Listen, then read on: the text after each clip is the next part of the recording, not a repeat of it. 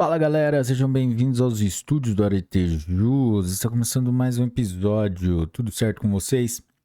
Pessoal, hoje nós vamos tratar do informativo número 1131 do Supremo Tribunal Federal, publicado dia 16 de abril de 2024. Mas antes de começarmos, vamos para a nossa formalidade, deixar o seu like, se inscrever no canal, ativar o sininho para receber as notificações, compartilhar com seus melhores amigos, deixar as 5 estrelinhas aí no Spotify pra gente. Também acessar a descrição do vídeo para ter acesso aos nossos grupos de WhatsApp e Telegram. Lá no nosso grupo você vai encontrar materiais como direito processual civil, os principais artigos cobrados na magistratura pela banca FGV e também a aula do professor Marcelo Fortuna, que foi específica para o Exame Nacional da Magistratura. E com esse material e com essa aula, nós acertamos 10 questões de 12. Galera, e também coloque aí na sua agenda, terça-feira, dia 23 de abril, às 19 horas, aula ao vivo com o professor Marcelo Fortuna sobre teoria dos precedentes judiciais. Galera, não perca essa aula com o professor que tem a melhor didática do mundo. Pessoal, vamos lá? Informativo número 1131 do Supremo Tribunal Federal. Direito Constitucional. Resumo. A missão institucional das Forças Armadas na defesa da pátria, na garantia dos poderes constitucionais e na garantia da lei e da ordem, não acomoda o exercício de poder moderador entre os poderes executivo, legislativo e judiciário. Processo. ADI número 6.457 do Distrito Federal, julgado em 8 de abril de 2024. Inteiro teor. O emprego das Forças Armadas para a garantia da lei e da ordem, embora não se restringe às hipóteses de intervenção federal e de estados de defesa e de sítio, presta-se ao excepcional enfrentamento de grave e concreta violação à segurança pública interna. Essa atuação apenas ocorrerá em caráter subsidiário, após o esgotamento dos mecanismos ordinários e preferenciais de preservação da ordem pública e da incolumidade das pessoas e do patrimônio, mediante a atuação colaborativa das instituições estatais e sujeita ao controle permanente dos demais poderes, na forma da Constituição e da lei. A chefia das Forças Armadas consiste em poder limitado, do qual se deve excluir qualquer interpretação que permita sua utilização para indevidas intromissões no regular e independente funcionamento dos outros poderes.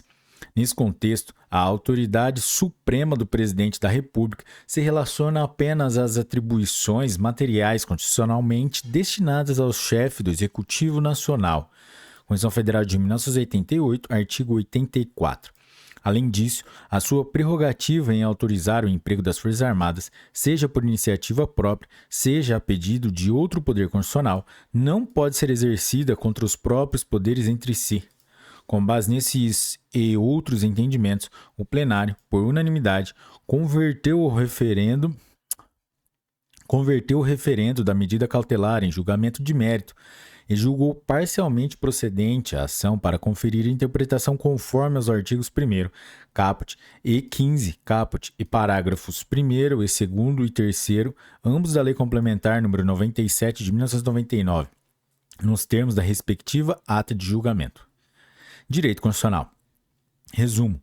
É constitucional a autorização conferida ao Banco Central do Brasil, BCB, por lei federal, para adquirir papel moeda e moeda metálica fabricados fora do país por fornecedor estrangeiro, com o objetivo de abastecer o meio circulante nacional. Processo. ADI número 6.936 do Distrito Federal, julgado em 8 de abril de 2024. Inteiro teor. A competência administrativa da União para a emissão da moeda, Constituição Federal de 1988, artigo 21, inciso 7, combinado com o artigo 164, não deve ser confundida com a atividade material de confecção ou fabricação de papel moeda e moeda metálica. Assim, a exclusividade da fabricação de numerário conferida à Casa da Moeda é uma opção de ordem legal. Lei nº 5.895 de 1973, e não uma imposição do texto constitucional, de modo que não há impedimento para que o legislador mitigue ou modifique esse regime, ou ainda acresça uma nova possibilidade de logística da atividade. Na espécie, houve alteração do regime de exclusividade da Casa da moeda. É a autorização para o BCB adquirir papel moeda e moeda metálica fabricados fora do país por fornecedor estrangeiro, a fim de abastecer o meio circulante nacional, observadas as regras de licitação. Ademais, previu-se que as aquisições devem obediência ao cronograma fixado pelo BCB para cada exercício financeiro, observadas as diretrizes estabelecidas pelo Conselho Monetário Nacional. Nesse contexto, inexiste incompatibilidade com o texto constitucional ou violação à soberania nacional pela simples fabricação de numerário no mercado estrangeiro. A lei impugnada traduz tão somente uma escolha possível do legislador infraconstitucional com relação ao melhor modelo para suprir a demanda por papel moeda no Brasil. Com base nesses entendimentos, o plenário, por maioria, julgou improcedente a ação para reconhecer a constitucionalidade dos artigos 1º caput e parágrafo único e 2º caput, parágrafos 1º e 2º, ambos da Lei nº 13.416 de 2017. Direito constitucional, direito administrativo. Resumo: é inconstitucional por violar as competências da União material exclusiva para autorizar e fiscalizar a produção e o comércio de material bélico, e legislativa privativa para dispor acerca de normas gerais sobre esses artefatos. Constituição Federal de 1988, artigo 22, inciso 21. Lei estadual que reconhece o risco da atividade e a efetiva necessidade do porte de armas de fogo a vigilantes e a seguranças prestadores de serviços em instituições privadas e públicas. Processo: ADI número 7.574 do Espírito Santo, julgada em 8 de abril de 2024. Inteiro teor. Tendo em vista o objetivo de se instituir uma política de âmbito nacional, prevalece o interesse da União no trato das matérias atinentes às competências acima mencionadas. Ademais, os estados e os municípios não são competentes para ampliar o acesso ao porte de arma de fogo para além das hipóteses previstas na legislação federal vigente, porquanto cabe à União, Constituição Federal de 1988, artigos 21, inciso 6 e artigo 22, inciso 1, a definição dos requisitos para a concessão do porte de arma de fogo e dos possíveis titulares de tal direito. Na espécie, o Estado-membro que editou a lei impugnada não detém competência formal para legislar a respeito de material bélico e, ao dispor sobre o tema, o fez de forma contrária às regulamentações da União, Lei 10.826, de 2003 e Decreto nº 11.615, de 2023. Com base nesses entendimentos, o plenário, por unanimidade, julgou procedente a ação para declarar a inconstitucionalidade da Lei 11.688, de 2022, no Estado do Espírito Santo. Direito administrativo.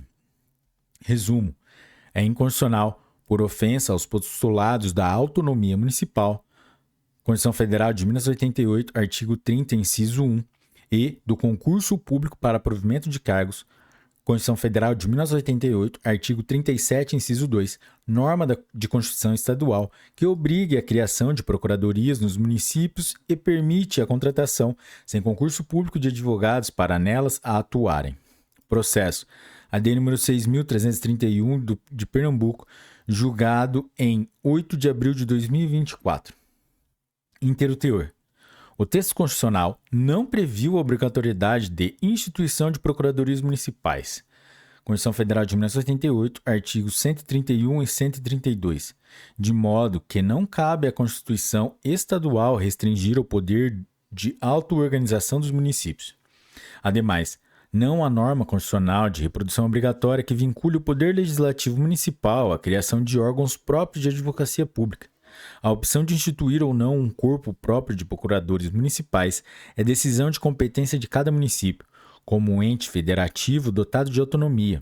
Entretanto, feita a opção por sua instituição, o provimento de seus cargos deve ocorrer mediante prévia aprovação em concurso público, visto que a possibilidade de contratação direta e genérica de serviços de representação judicial e extrajudicial configura ofensa aos ditames constitucionais. Com base nesses entendimentos, o plenário, por unanimidade, julgou parcialmente procedente a ação para: 1. Conferir interpretação conforme a Constituição, o artigo 81-A, caput da Constituição do Estado de Pernambuco, no sentido de que a instituição de procuradorias municipais depende de escolha política autônoma de cada município, no exercício da prerrogativa de sua auto-organização, sem que essa obrigatoriedade derive automaticamente da previsão de normas estaduais. 2. Declarar a inconstitucionalidade dos parágrafos 1º e 3º do artigo 81-A da Constituição do Estado do Pernambuco, tendo em vista que, feita a opção municipal pela criação de um corpo próprio de procuradores, a realização de um concurso público é a única forma constitucionalmente possível de provimento desses cargos. Constituição Federal de 1988, artigo 37, inciso 2.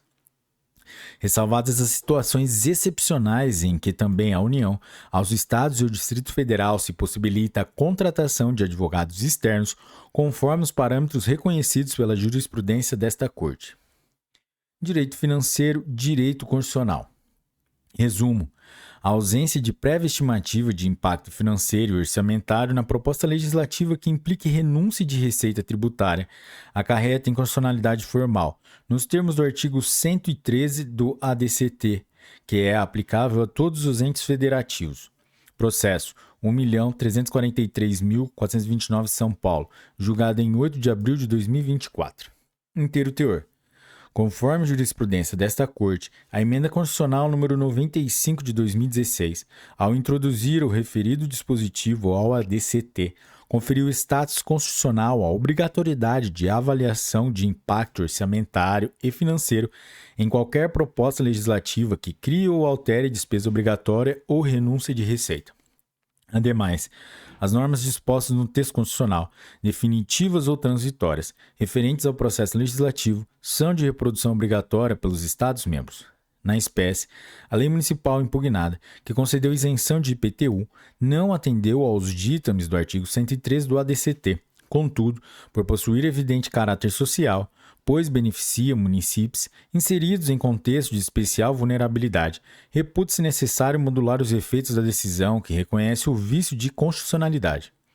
Com base nesse entendimento, o plenário, por unanimidade, deu provimento ao recurso extraordinário interposto pelo Procurador-Geral de Justiça do Estado de São Paulo para declarar a inconstitucionalidade formal da Lei nº 2.982 de 2020 do município de Itirapina, São Paulo, e atribuir à decisão efeitos ex nunc, a fim de que sejam produzidos apenas a partir da publicação da ata de julgamento do mérito, de modo a preservar as isenções de IPTU concedidas até a mesma data. Direito processual civil, direito tributário. Resumo: o amicus curiae não tem legitimidade para opor embargos de declaração em recurso extraordinário com repercussão geral. Todavia, em sede de recurso extraordinário, o relator eventualmente pode ouvir os terceiros sobre questão de repercussão geral e levar a matéria para esclarecimentos. Recurso interno do Regimento Interno do Supremo Tribunal Federal, artigo 233, parágrafo 3º. Processo: recurso extraordinário número 955.227 ED e ED segundos Bahia, e recurso extraordinário número 949.297 ED a ED quartos do Ceará, julgados em 4 de abril de 2024. Inteiro teor. Tendo em vista que a objetivação do processo com repercussão geral, aplica-se o recurso extraordinário à regra do não cabimento dos recursos opostos por amici curiae, apesar do que dispõe o artigo 138, parágrafo 1º do Código de Processo Civil de 2015. Por outro lado, é possível a invocação do que o preceituado do regimento interno do STF e, nesse sentido, o relator, provocado pelo amicus curiae ou por qualquer terceiro, pode levar a debate a matéria controvertida para esclarecimentos, caso entenda pertinente. Não incide multa tributária de qualquer natureza sobre o valor da contribuição social sobre o lucro líquido, CSLL, não recolhida pelos contribuintes beneficiários de decisões transitadas em julgado, em ações judiciais propostas para questionar a exigibilidade do referido tributo e cujo fato gerador tenha ocorrido até 3 de fevereiro de 2023, data da publicação da ata do julgamento do mérito realizada por esta Corte nos recursos extraordinários paradigmas dos temas 881 e 885 da sistemática da repercussão geral. Ademais, não há qualquer possibilidade de repetição de indébito para o contribuinte que eventualmente já tenha efetuado o pagamento das multas. Na situação exposta, a exclusão das multas do tributo devido, que não foi recolhido, levou em consideração 1. A natureza jurídica das multas que, em alguma medida, são punitivas. 2. A ausência de dolo ou de má-fé do contribuinte. 3. A presença da coisa julgada favorável ao jurisdicionado. 4. A segurança jurídica e a proteção da confiança no caso concreto. 5. A existência de pronunciamento do Superior Tribunal de Justiça em recurso repetitivo, favorável ao contribuinte especificamente quanto à subsistência da coisa julgada e que foi proferida após a decisão do STF pela constitucionalidade da cobrança da CSLL. Com base nesses e em outros entendimentos, o plenário, por maioria, em apreciação conjunta, resolvendo questão de ordem, manteve sua jurisprudência no sentido da ausência de legitimidade de amicus curiae para a oposição de embargo de declaração, registrando, todavia, a possibilidade de invocação do artigo 323, parágrafo 3º do Regimento Interno do Supremo Tribunal Federal. Igualmente, em votação majoritária, o tribunal não modulou os efeitos da decisão de mérito relativa aos temas 881 e 885 da repercussão geral, noticiado no informativo número 1082, e deu parcial provimento aos embargos de declaração opostos pela empresa recorrida no recurso extraordinário número 949.297 do Ceará, a fim de afastar exclusivamente as multas tributárias de qualquer natureza impostas aos contribuintes que tiveram decisão favorável transitada em julgado, em ações judiciais propostas para questionar a exigibilidade da CSLL e cujo fato gerador tenha ocorrido até a data da publicação da ata do julgamento de mérito, 3 de fevereiro de 2023.